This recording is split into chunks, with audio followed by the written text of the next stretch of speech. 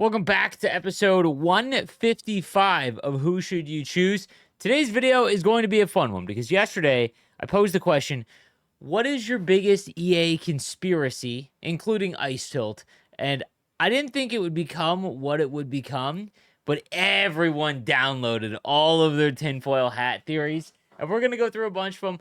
I'm going to try and dispel any or confirm any that I know that you guys have. And if I can't, next time that there's some sort of EA roundtable or I get to talk to a dev maybe in 2030, let's do it. All right. I'll try and get the answers for it because this is what the people want to know. All right, this had 26 likes in a video that's basically for subscribers in July.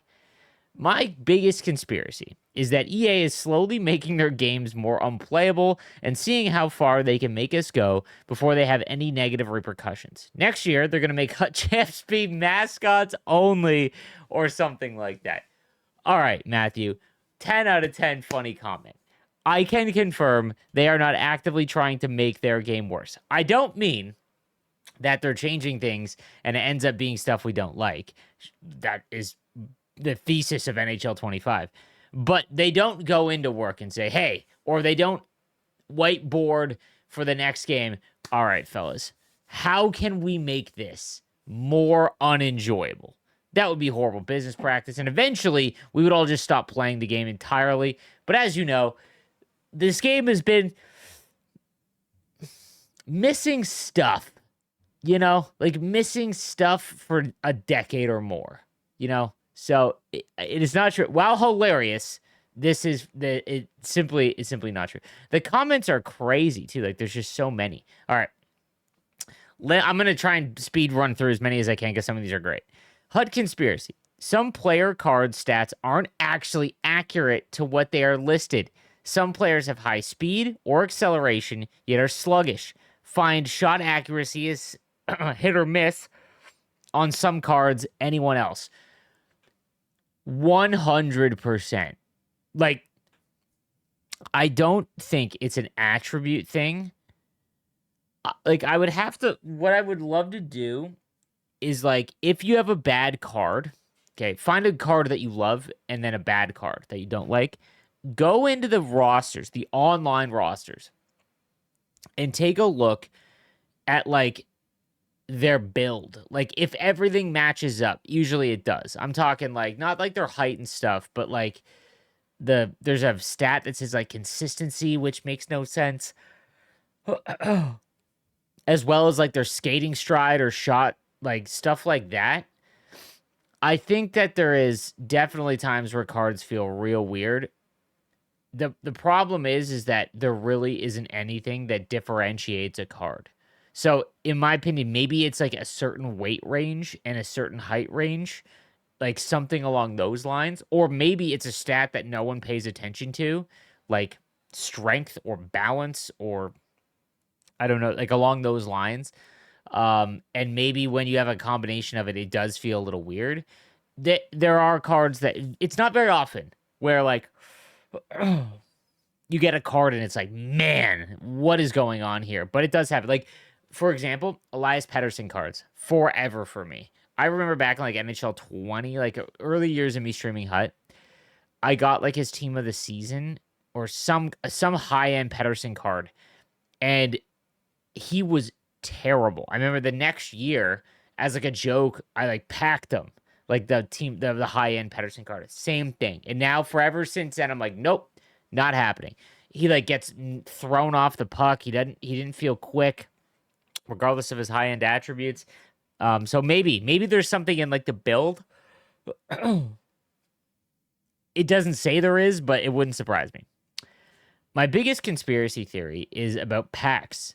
Many times I've stopped playing the game after 2 or 3 weeks in the past few years. Each and every single time when I come back after a while, my packs are juiced. On the other hand, when I grind for 3 weeks in a row, I got nothing exceptional. Also, when you paid packs with money, they are juicier than with coins. This is always something that's going to be in Ultimate Teams, but I'm not saying you're incorrect here. There could definitely be something like that. I want to just give you like a psychological thing that's happening potentially. So for 3 weeks in a row, you're ripping a ton of packs. Okay, maybe you don't pull an MSP, but every time that you pull a pack, how it works, guys, is like let's say you have no packs, right? You have hope. Dopamine gets higher every time you have more hope, right? Then you make that big pull. Let's say it's like a purple card at launch of the game, whatever, right? Whenever you have a peak in dopamine, you have to have a crash. So then you're going to open up a few more packs. You're not going to pull anything anywhere close, and you're actually going to go lower, and you're going to get this feeling of like, man, what the heck? Now, like, you pull like an 84, which is good, but because you pulled an 86 in the prior, in like before, you have to go even higher than the prior big pull. The other thing is, if you wait a few weeks, technically higher rated cards are now in the pack pool. This is all luck and randomness. I'm not saying this is how it always is, but you're setting yourself up kind of for this when you take few breaks, right? Like, so let's say you stop playing for a month, right? And you come back, you didn't really pull anything, but you come back, now you've got cards in the pack pool that are like 3 overall higher than what you could pull before, or 2, right? So that might be what's happening. I gotta be honest with you, like, I haven't spent money in 2 years, and my pack pulls have been pretty bad, but there are times where I get great ones. Like, I don't remember what it's even like to buy packs with money. It's been a long time. Biggest current conspiracy. Okay, I was going through them before. This one I am 100% in on. Okay, week to week hockey says, biggest current conspiracy. Event cards are not in packs you can earn. Only store packs or by building them. Haven't seen a current event card in competitive packs or XP packs until weeks after they're irrelevant fodder. Bro, I didn't think about it, and then when I did, I'm like, when was the last time that you pulled a current event in, dude? I think you're onto something. Anyone in chat, we got to weaponize here. What have you pulled a current event card in packs, and if so, how many?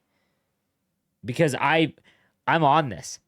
I think that this is true because I didn't think about this all year, because when you open up packs, whatever, you're just like packs, you turn them into event cards to make the MSPs. You're not expecting to pull like a 93 other than Hutverse, but that wasn't an event other than Hutverse.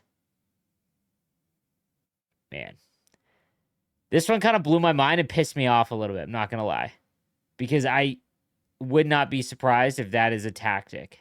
I could see that because their whole thing is FOMO.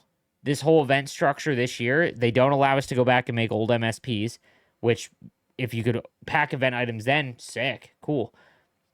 They don't let us make MSPs, and once the event's done, like, that's it, right? So they want you to burn through your collection to make the 93s or whatever they are. Yeah. I have no confirmation of this, but like this one like hit. And I'm pretty I just want proof, fellas. We need confirmation. Okay? The biggest conspiracy is that EA has no dev team, and EA used AI to merge the FIFA and Madden code to make NHL. Maybe, brother. It's on the table. God, I'm so tired this morning, fellas. Sorry. For daily XP cards, I wish there was more. Oh, this isn't about conspiracy, but for daily XP cards, I wish there was more options. As a Rangers fan, none of those options are very appealing to me. What? Rangers fan, you don't want Logan Couture? Come on now. I wish they would make it so you could choose one base card at the beginning of the year that you could upgrade throughout the entire game. This would allow us to use our favorite player throughout the entire year. They also need to make them actually usable. I've been praying for a Lafreniere card all year because he's my favorite player, but his highest overall is an 85 next gen item. This is why I just want to pick one player. I understand for sure, man. The problem is that, I mean, maybe it's not even a problem. Again, I'm trying to protect like all aspects. Like I'm very pro, the 95% of the player base casuals, but I do have like the competitiveness like player in mind too. Connor McDavid would just be the 99% of the selection, and then every team just has that card. I think that if they're not going to do power-up icons, they wasted card art on, I don't know how many of those power-up icons. So dumb. Make 32 daily collectible cards. Yeah.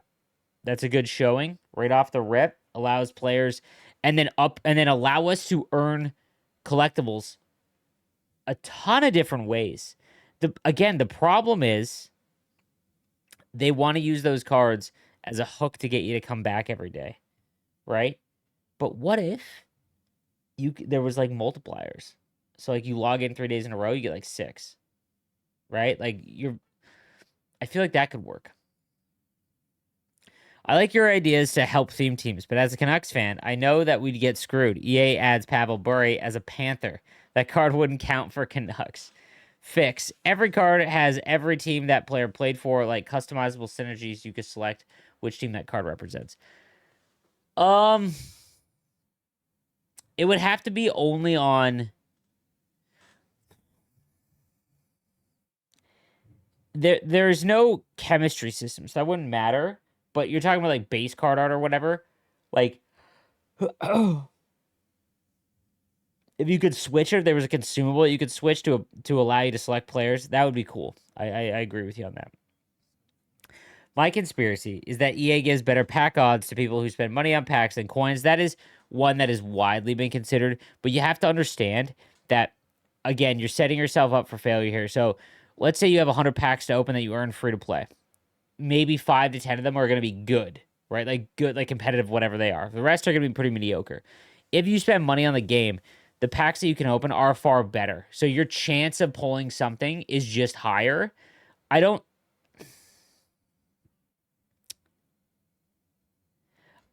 think that if you spend money, you get better cards. I think if you spend money, your odds are way higher, and they nerf your odds for free packs. That's something. That's a tactic. If like as a business would make sense. Not for the consumer. It's awful, but like that it's like I'm kind of with you on it. But my conspiracy theory is about pack luck. It's been 10 years of me playing Hut, FIFA, and any type of Ultimate Team modes. So my theory is the more you play, the less pack luck you have. On the other side, the only times you'll pull something is when you return after a couple weeks, breaks of time playing it. The second part of my theory is about pack luck related to your skill level. You will pull bigger things if you're a D5 than you are in D1. There's no way to prove any of this, right? And you would need like to have quantifiable data, and where no one's tracking all of that, right? Again, I think that when you open up a ton of packs while you're playing, again, your dopamine hit and recognition of actually, like, what I mean by this is launch of the game, okay? At launch of the game, everything like if you don't pull an MSP, it's whatever, but 84s matter, 85s matter. So when you pull something like that, your brain will like recognize, like as you do it more, your brain won't recognize it as much because again, the dopamine, the problem with dopamine is that every time you get a peak, you'll get a crash, and then to get that peak even higher, you have to pull something even more than what you did originally. So that is why video games as a whole, like Ultimate Team, are just an always downward trend because you're fighting the constant trying to do even more than you did prior. It only takes one pull, as opposed to when you're playing, you might not pull like an MSP, but you might pull like a bunch of 85 or 86s that if you add them together, good. It only takes, you're focusing on the one pull after coming back because you just need to hit a card once. I don't think that they track like when you play. Fun fact, Doug Wilson Jr. played for Melbourne Ice in the AIHL in sunny Melbourne, Australia. What? First of all, I didn't realize there was an Australian hockey league. Biggest conspiracy is there are bots in the auction house that artificially drive the price up. Keeps value of cards locked at X above for each event to entice players to play more, spend money on packs. They don't have to deal with the auction thing. Bro, this auction house is from 2009. There's no way they have that level of ability. Like, the reason why I don't think this is true is because people snipe in the 59th minute all the time. You know? And maybe that's because the bots can't pick it up, but like, I don't have any faith that maybe that's why the auction is so slow, maybe. Actually, maybe. I don't know. My conspiracy is the reason they have timers on everything, cards don't upgrade, and not only for a piece of your weekly paycheck, it's to waste your valuable time you spend on grinding a video game that doesn't matter a year after. They want you on not only for your money, but your energy spent in front of your screen on their product. And I can almost guarantee the daily collectibles aren't in the daily pack, but in a pack in the store is so investors or whoever sees the numbers think, oh, people are buying packs or whatever their case is. Also, every year it feels like they're slowly trying to move us all in the same playing field. They want meta goals in the game. They want a reason why goalies are terrible every year, so it lessens the separation and the skill gap. As much as I appreciate all the casuals that play, the hardcore players are the ones that keep the games alive. Not true. Creators and grinders are the heart and soul of every game, so reward them with gameplay that rewards the better players. There's another reason why offense is better than defense every year. Okay. Your first like half of that paragraph, you just described the entire gaming industry. Like when I talk about in videos like this, why or the video game industry is like the food industry, it is engineered to keep you in front of the screen. That is the entire basis of why skill-based matchmaking became a thing. That is why. Back when I played, there was very loose parameters like Halo. You had your little rating, right? But it was much less. And now every single online game has skill-based matchmaking because if things are too easy, humans don't want to play. We get bored. If things are too hard, humans get discouraged. They don't want to play. The getting to 500 in Rivals, I'm just going to talk about Rivals. That's the main online mode. That is their goal because, again, how many times have you lost a few in a row and been like, no, man, I'm not ending on, I'm playing now. Let's go, right? When you're angry and you feel like I'm playing again, that is skill-based matchmaking, and the gaming industry got its hooks in you. Again, back in the early 2000s, we played like RPGs and WoW. It'd be like, okay, when I'm bored, I'm done. I'm good, right? Like I'm out, right? Here's another perfect example. I noticed this recently playing Pokemon. I don't know if I've talked about this in videos, but I'm basically collecting and playing all old Pokemon games. Like I'm talking like every single one, going through, catching every one, uploading it to Pokemon Home, and then when my son gets into Pokemon around like 6 or 7 years old, I'm gonna give him Pokemon Home with like all the Pokemon. I don't know why I'm telling you guys this. Anyways, I was playing Pokemon, and I notice that I'm getting extremely tired. Like it puts me to sleep while playing. Whereas if you are playing a video game like that is Call of Duty, whatever, you can play way past your level of tired because of the energy that the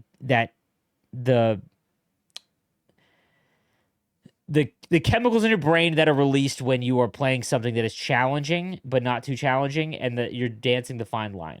Like you're way more engaged. That is just every video game. I hate it. It sucks that is it. It's why we get addicted to one video game. Dude, guys, how many of you are in your 30s and you played hundreds? No, that's bad. Played 20 plus games in a year. When was the last time you played? If I would probably have to go back, if I added up every game I've played and you didn't just include the yearly title, 6 years to account for 20 games. Like that is why, because the gaming industry has just been engineered to do it. They want you to spend your money. They want you to sit in front. This is consumerism for the last 150 years. I don't disagree that the creators and grinders are the heart and soul of every game. We are the engine that moves excitement or whatever, emotion. We're the engine that moves emotion of the passionate fan base. I totally agree with that. But if the casuals don't buy your game, it doesn't matter how many whales there are in Hut. It's not even close. So the goal is to get the casuals to buy the game and then also spend money. And not a lot of it, but just like any, right? So I don't think they want meta goals in the game. I think that they don't have time to fix them because it takes them away from the next game, which sucks and is not acceptable, but it just is what it is. There's a lot in here, man. I think that you've like literally just described all video gaming. The one major problem for me is the lack of players in the auction house. In FIFA, it's so easy to develop more of the SBC system because of it. The insane luck you need to buy a player in the auction house is getting ridiculous. We need more tradable packs to boost up the market a bit, and after that, we can talk about sets and all. You know what's insane to me? This year, they allowed every pack or every card from a prior event to be pulled, except maybe master set items. But I think those are out. But you can pull like every card from any time frame. Yet there's no cards in the auction house. And there is a lot of cards on the auction house. I'd have to go and look because the markets are combined. Could you imagine if there were still 4 separate markets? Do you guys remember that? I agree. This is why if I could take over, one of the things I would do if I could take over the content team is destroy all of the nonsense packs that are in the store and make it far more simple. Tuesday content comes out. Here's a pack for Tuesday's content. If it has a 99 in it or something extremely high, base the coin price on that. Okay? But the dollar amount, you know how many people would buy packs if they saw a card they liked and they knew that they could buy this pack, and you only get 3 out of the 20 cards, right? But they had a shot. Not only that, if it was tradable, then if you did not get what you wanted, guess what they're going to do? Sell those cards for coins. Like, fixes their issue entirely. This was a really fun video, guys, and I want to do more of these. I might even go back and look at some of the other ones and flag them. But keep coming with your conspiracies. Don't just do the same ones that we already discussed. But I like hearing about this. This is really funny, and I'll see you guys later on today. Have a good one, fellas.